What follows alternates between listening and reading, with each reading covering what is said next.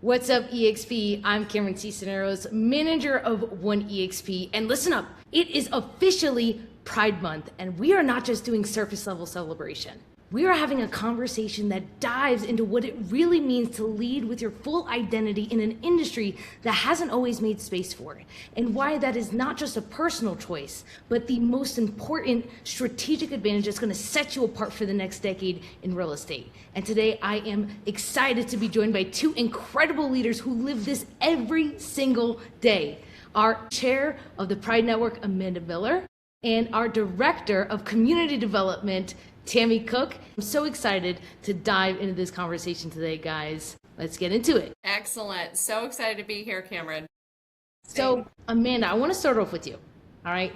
You're the chair for the eXp Pride Network under One eXp, which is huge. Over 20,000 members, the world's largest industry-specific LGBTQ plus advocacy group. But I think that there is a huge irony to this. As someone who has never been a part of a professional LGBTQ plus community, why does Pride Month inside of a real estate brokerage matter to you? And what does it actually change for the agent? Yeah, I think it's interesting. I was on an interview and podcast yesterday out of pure coincidence, and in that conversation, we recognized, and I said out loud, this is the first time that I've ever raised my pride flag really high, right, within an organization. And as I reflected, I thought, 20 years in executive leadership in retail led me to identify, don't do the math on the 20 years, by the way, you might try to figure out how old I am, but it led me to really identify that in both of these big organizations and corporate worlds that I worked within, we aim to do everything to create culture and employee retention, right? And that's in these big corporate worlds. And the reason was because when you did that, people were more productive. They were more collaborative. Their performance increased and improved. And I think that to assume that all of those principles don't apply within a brokerage with individual contributors, and that culture and an ability to combine like-minded people and create an opportunity for people wouldn't have the same effect would be naive, right? So ultimately being able to jump into this space and say, we've provided something that if I would have had and been part of early in my career, I probably would have been more productive, more successful, more confident stepping into business and catapulting the way that I was able to show up versus the way I slowly had to get there. So although it's not my first rodeo in leadership or in fostering culture and communication and in contributing to the elevation of overall culture, I am 100% honored and excited to celebrate Pride Month as the chair for the first year for me, and be able to be part of this conversation. I love that you hit a very important point that we're going to dive into, and that is the tie between how belonging and fulfilling like your authentic self drove the business outcome. That when agents feel seen, that they produce more. Like when you have a community fuels the confidence which drives you to take the action is what drives production. And so I love that you touched on that. Tammy, you came out later in life. So you've got a different story here, and you rebuilt your identity at the same time, which we know is not an easy thing to do. What would having a community like the Pride Network have meant to you during that season in your life? Well, not just in a community like the Pride Network. Honestly, at that time, I was 38 years old. I was a stay-at-home mom of 3 kids. My community in general was very tiny, and definitely I did not have a queer community around me. I was still at that time, when I was building my career and coming out, I was still trying to figure out if I was accepted within my own family and circle of friends and the people that I had already built around me. So at that time, there was...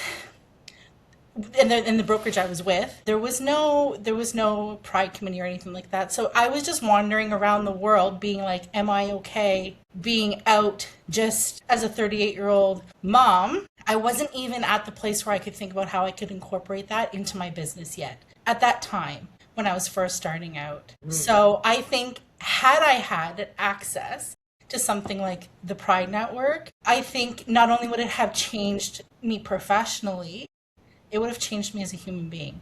It would have given me a support and a place to look to leaders and to people and being like, they're a reflection of myself. There's people out there that are like me and who are doing great things out in the world, big important things that are leading by an example I didn't have at the time. Mm-hmm. So for me, eXp Pride Network would have been like a lighthouse in a dark ocean. Yeah. So that's how I feel about that. It's From now on, lighthouse. yeah.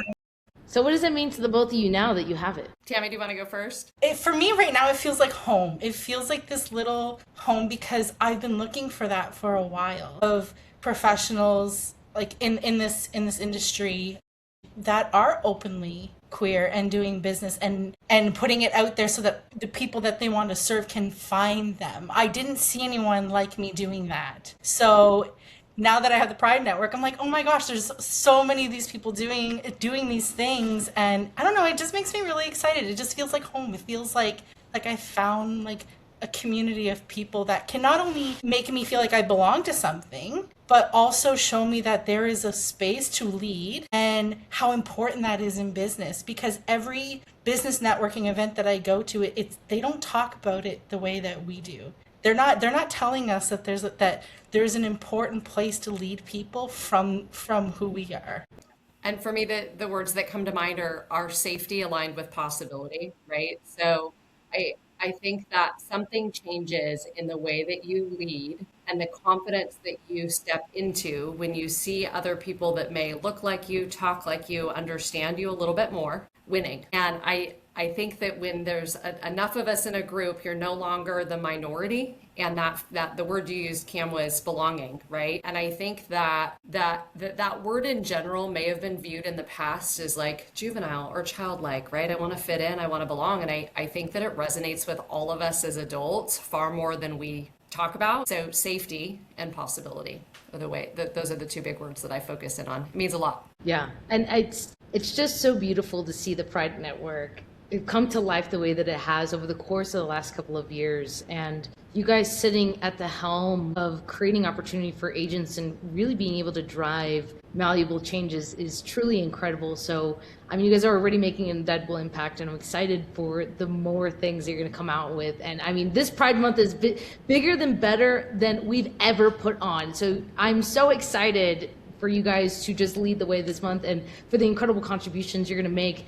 I want to shift here and I want to talk about identity as a strategic advantage. I want to open it up to the both of you here. So make the business case for me. Why is authenticity not just a values conversation, but a competitive advantage in real estate? And if not the most important competitive advantage in our current space right now? So it's so funny. I keep having conversations with other agents and saying, if you can't provide something to a consumer that they cannot find on Gemini, on ChatGPT, on Claude, then what are you here for? And what we can provide is empathy, understanding, opportunity, creativity, personal experience, right? Feelings that we've had. We have the ability to put ourselves in their shoes, and a computer does not do that. And people these days, they are just armed with different tools, right? I think about the realtor 20 years ago, Karen showing up with her little briefcase and her little name tag and her cute little hairdo and her knee-length skirt.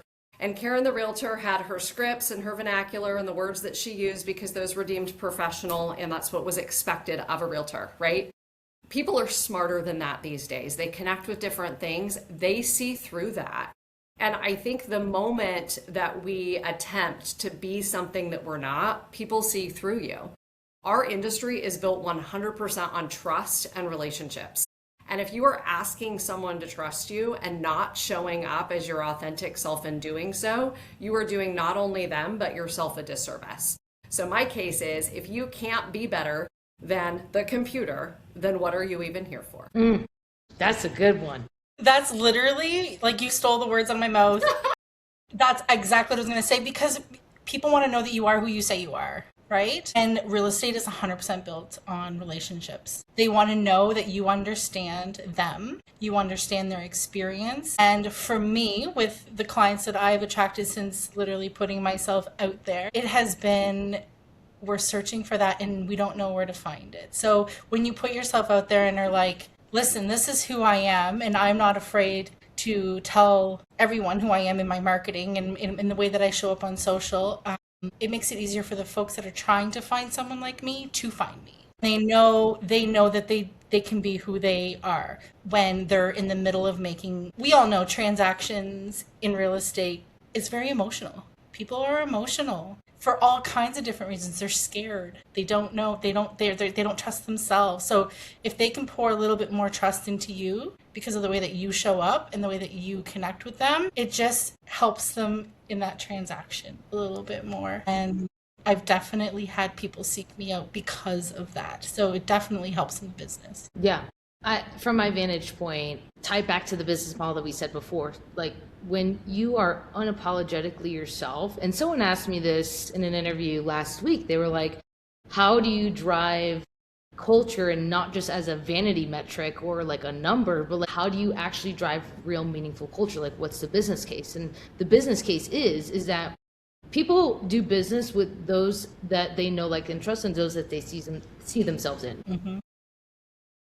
When you have a place of belonging and a place to contribute to that's larger than yourself, and you have a sense of community, the community is going to fuel the confidence, right? And that's what we said. The confidence fuels the action. The action is what fuels you to propel you forward to your next goal. So it's not just about some soft initiative. It is literally the fundamental foundation to building anything successful is to be unapologetically yourself. When in my story, and I told it, was when I hit my first six figures at 22, I thought that was going to be like where I felt the moment, like a pinnacle moment of achievement or happiness. And what I felt was like sheer disappointment. Yep. And that was because I realized that money is only a tool, and it magnifies the essence of what you already are. So I was like, okay, so then we need something bigger. I still didn't feel like I had community. And so like to what you were saying, Tammy, is trying to recreate yourself in a space where you also coming out, redefining your identity, and also just entering that new chapter. Having something like the Pride Network would have been monumental to that growth. And it honestly fast-tracked myself and a lot of other people's growth when they get plugged into these types of ecosystems, because like Amanda talks about this a lot, is you get to create your life by design. You do not have to just accept the story that was handed to you. You are the author to your own book. And so I love the opportunities that you guys are creating to really drive that home for agents here. I want to open up the next question to Amanda, because we've had tremendous growth in the Pride Network over the last year. It's one of the fastest growing networks at eXp. And like I said, the world's largest industry-specific LGBTQ+ advocacy group. So that's huge. What has this community proven about what belonging does for an agent's production, a retention, what it does for their attraction? I actually had a colleague who's not with eXp who I would love to recruit, right? So speaking from the bringing people on and building our business, he actually asked me, you've been doing a lot of speaking and you're stepping into different roles. What does this do for you? Like, does it become a distraction from your business? And what I essentially said was, building a community is not a distraction of productivity. It's actually the driver of my productivity. And that's saying that when people feel like they belong, they show up differently. They show up more confidently. They show up willing to participate. They show up and collaborate. They show up and have conversations because, again, they feel safe. And I think that this community provides a space where ambition does not have to compete with safety. I can show up and be a hyper-driven human being and not be afraid that if I show up in that way that I'm going to be judged or, stifled in my attempts based on who I am and all things that make me me.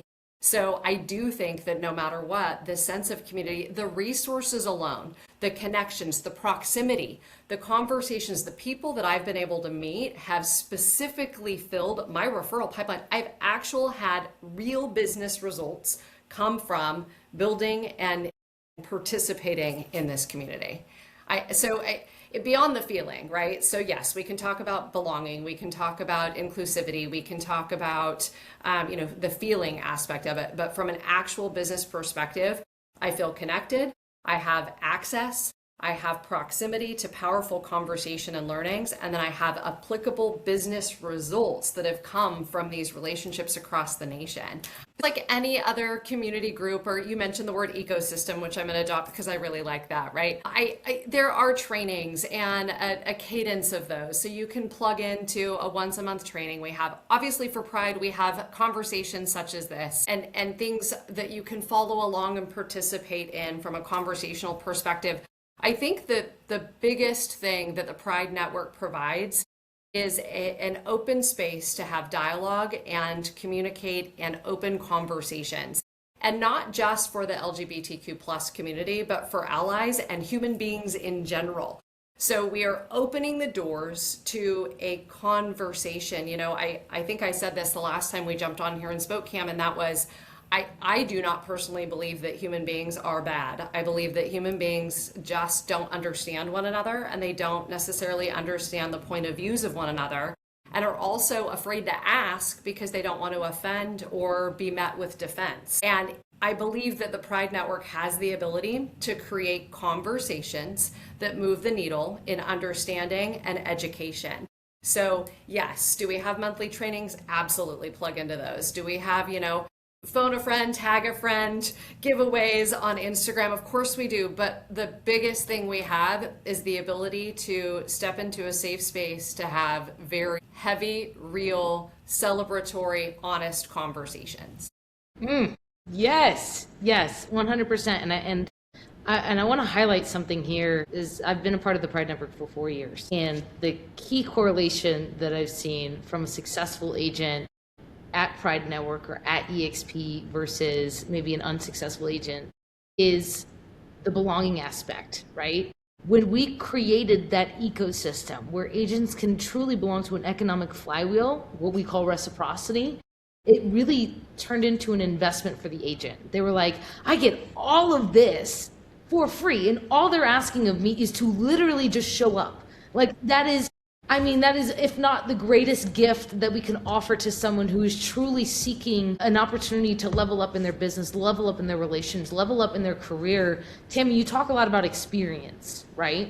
Can you tell me, how does a community like the Pride Network amplify that visibility standpoint alone? Talk about the impact for me. Well, I think that as human beings, we can't really do a whole lot alone that is impactful, honestly. No, there's a few things, but anything that's like on a large scale and has a lot of impact, we need each other. We need each other. We need those different experiences. We need to be together to move something forward, right? So I think that the more of us that are together in this, we can help other people, and we can build something bigger. For someone who's sitting here watching this right now, LGBTQ+, who's not fully out in their professional life, who's showing up as a version of themselves that is safe, right? But not really like fully authentic or true, what do you want them to know? That's a hard one.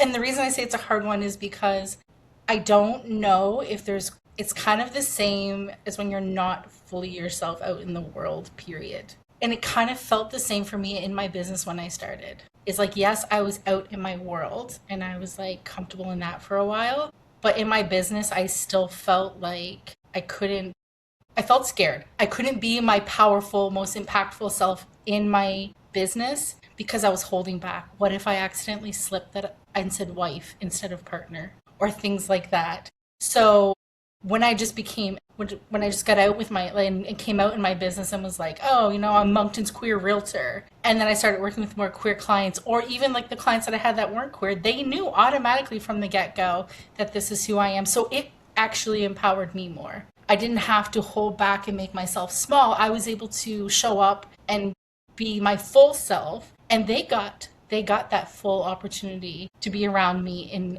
everything that I could do. So I know it's really hard because I don't want to be like, oh, go out and put yourself out there in business, because we all know how hard that is to come out, period. And like, it can be extra hard in business because you're like, is it okay to do that here? And I just think that with a group like eXp Pride, I think that we have a tool and like you said, an ecosystem and a community to help people do that and feel safe doing that, because we're doing it. We're showing people that we can do it, and it's okay to do that. I absolutely love the honesty that comes through when you answer a question. So I just need to give that to you, Tammy. It's super refreshing. Second, I'm listening to you thinking about, you almost holding back and being softer than you are and not stepping into your full power, right? As a leader and somebody commanding your business and productive results. And I think I would also to say to someone listening, my experience may have been opposite, right? As I entered into real estate later in life. Yes, I've been with my wife for a really long time, but as I mentioned in business, I did not wave my rainbow flag. I didn't lead with it. I was afraid I would make people uncomfy, right? And heaven forbid you make your clients or prospects uncomfy. And I am not soft. I'm actually probably viewed as a little more rigid. And when I did allow a consumer or clients or people in my business life to start to get to know me in my personal life a little bit better, it actually fared better for me in being softer and a little bit more relatable, and more of the human element came out because I let the exterior down, right? So I feel like if anyone was watching and they were fearful, they're probably presenting in one of two ways. They're either a little softer and not stepping fully into their power, or their exterior is a little heavy and rigid. And if they were to allow that maybe to come down a little at a time, they might really realize that their consumers react really well. Yes. And that's like the higher caliber of client that you're going to attract anyway, too. I had been on a few listing appointments where I had felt very uncomfortable with some clients, right? And it put me in an uncomfortable position because they were asking me about like my sexual orientation and all of that stuff, right? And the conversation shouldn't just be had on a listing appointment anyway. But that's because if you're not fully your authentic self, you're not going to attract the caliber of clients that aren't even going to push that boundary in the first place. Right. So I love that you both touched on that. That's a very powerful point to take. And Amanda, and we talked about this before, you said that people do not have to keep living the life that they were handed. That's what we had just said. That's a very big North Star for you in your mentorship and what you talk about. For the agent who knows that they need to show up differently, but who does not know where to start, what's the first move that they should take? The first thing I'm going to say is look in the mirror and try to be honest with yourself. That's it. Like step one. I've kind of come to terms with what my process would have been, right? And me saying that identity shifts are required and necessary is obviously based upon my own personal experience and then evolving as a human being. And I think it applies to all of us as we grow as humans and in our business. And the first thing I'm going to say, a willingness to be self-reflective and say, how am I showing up? How does it feel? Am I fulfilled? And starting to ask yourself some real questions. Because I will say something's triggering your need to actually ask the question in the first place. You either don't feel fulfilled, say that 10 times fast, in your business or in your home life or in your personal life or just in your body, right? So self-reflection first. The next thing I'm going to say is a little bit of reconciliation. So why am I feeling that way? And being willing to say, okay, if I'm going to be honest with myself and indicate that maybe I'm not showing up honestly, or maybe I'm missing something, why do I feel that way? And then I would say, lean into some resilience. Yes, I love an alliteration if you're following along, and digging your heels in and saying, you know what, what are my non-negotiables in terms of where I need to show up, how I need to show up, and then comes reinvention, right? So that 4-step process essentially for me would be reflection, reconciliation, resilience, and then reinvention. And reinvention is a really big word, right? That's like saying it's the rise from the phoenix moment, or rise as the phoenix moment. And it doesn't have to be that big. That activity can be done with every little notion of your life. And if you're willing to do that process on repeat, it's amazing what can come out on the other side. I mean, it doesn't even have to be about personal identity. I've done it in my business and said, okay, I feel like I'm on the hamster wheel, right? Like I'm not getting results. Let's be a little reflective.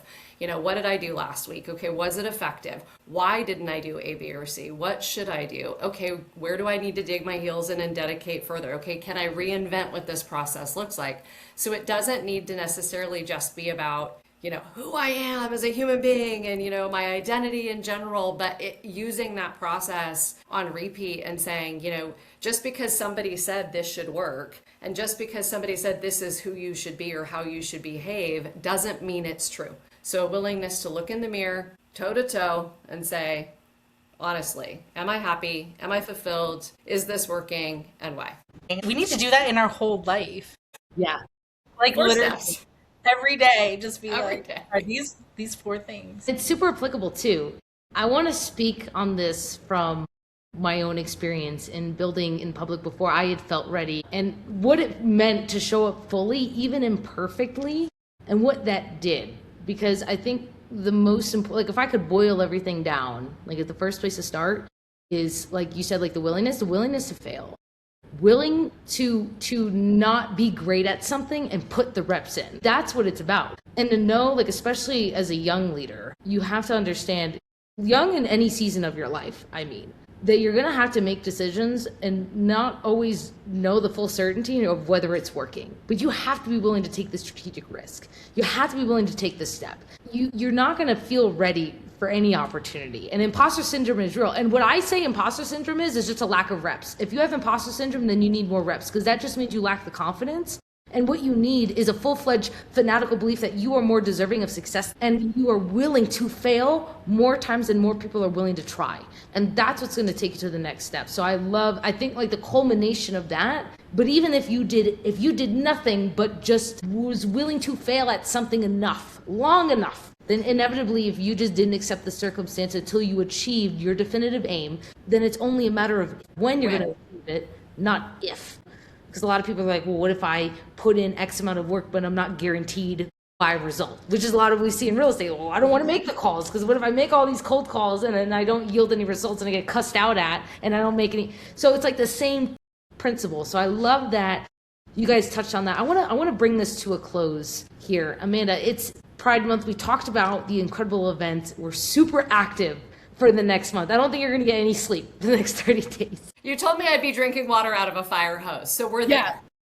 Yeah. So we're talking about how Pride Network is growing and that we're doing things here that no other brokerage has attempted to do at the scale that we're doing. What do you want every eXp agent watching this right now to do after this conversation? I want them to engage. It's literally one big word with a lot of different meanings, right? You know, I had the pleasure of getting an Instagram message from an agent who has slowly been following me for about 6 months and slowly showing up to masterminds and trainings. And he messaged me and said, because he joined the Pride Power Hour call, and on it, he said another great Pride Power Hour. And I loved it because he recognized my mastermind, right?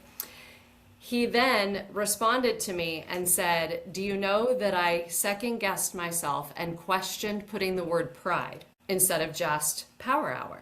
He's like, this is part of my personal process I'm having a tough time with. And all I thought was, wow, the power of this. And that us simply showing up and engaging with one another is allowing this individual space to little by little feel a little bit more comfortable in showing up as his authentic self. So again, whether you are part of the LGBTQ plus community, whether you don't know you are, whether you think you are, whether you are 100%, a willingness to engage and be part of the conversation. Be a human being, have a conversation, ask questions, be willing to receive education, you know, like my good friend I mentioned a little bit earlier today, right? Trigger conversation. So engagement, that's it. Follow along, be part of it. I love that. It's so good, but it's true. And I think like I go back to when you said like most people are good. Most people are good and they just, it's a conversation, it's communication, right? And I wish that, again, I think the word pride, people kind of get like, oh, what does this mean? And can I tell a really quick story? Please. Okay.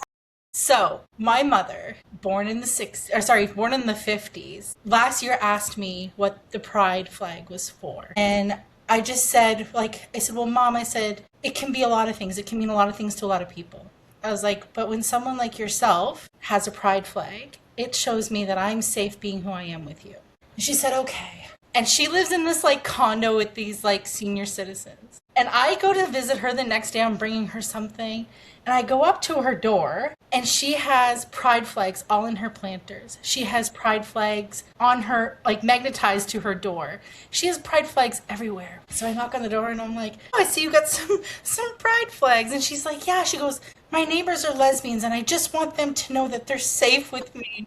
I was like, okay, that is so cute. But it's because she took a moment to ask a question in a safe place with me. And now she understood. She thought that pride just meant you were part of the LGBTQ plus community.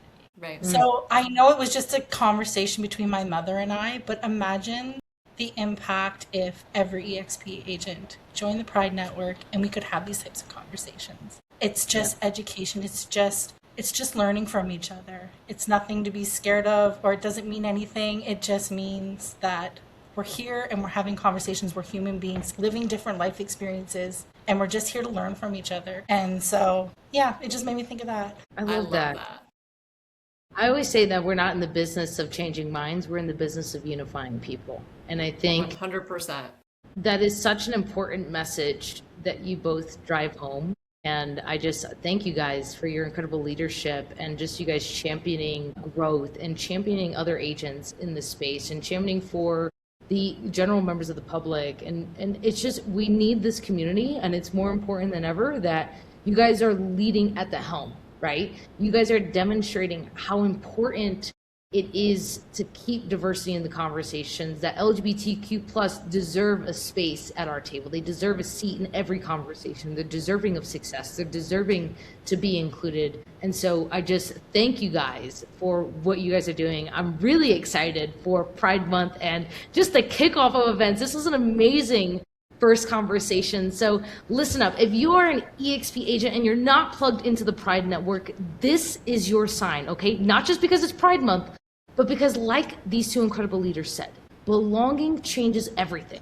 Your confidence, your business, your belief of what's possible for you in this industry. So listen, if you're not plugged in yet, comment below, comment the word impact to get connected. I will personally send you an invite to stay connected with the series of events and programming that we're putting on. And we have a ton of giveaways coming up at the end of the month, so please be sure to stay tuned. And Amanda, Tammy, thank you guys so much for the conversation and for coming on today. I'm excited for the incredible events this month and the more impact that you're going to make together. Thanks so much for having me today. Thank you.